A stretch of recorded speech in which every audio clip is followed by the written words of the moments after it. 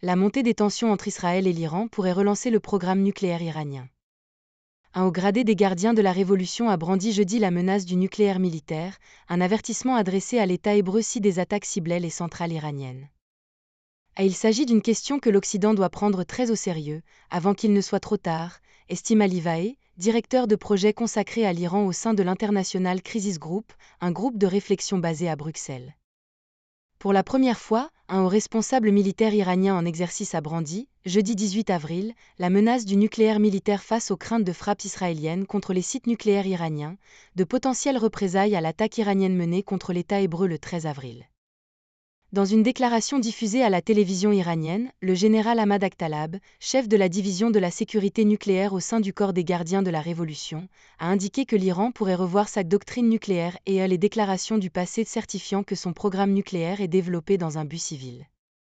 Si le régime sioniste veut prendre des mesures contre nos centres et installations nucléaires, il fera certainement face à notre réaction.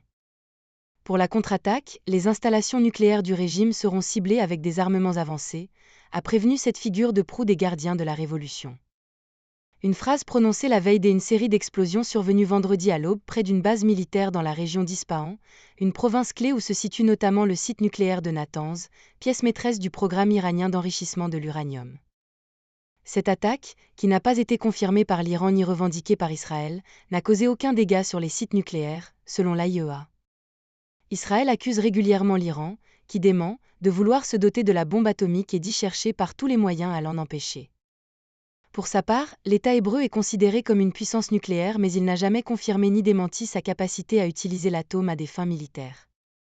Jusqu'ici, il était vraiment contraire à la politique de l'État iranien de faire connaître sa volonté d'obtenir des armes nucléaires, parce que le récit officiel s'appuie sur une fatwa du Guide suprême selon laquelle les armes nucléaires sont religieusement interdites, explique Ali Vahe.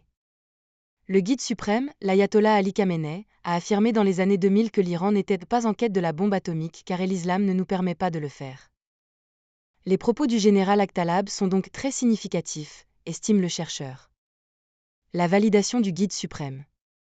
Il y a encore quelques mois et avant le 7 octobre, il semblait que la volonté politique n'était pas présente. Aujourd'hui, on sent poindre des questionnements et la possibilité de ce scénario.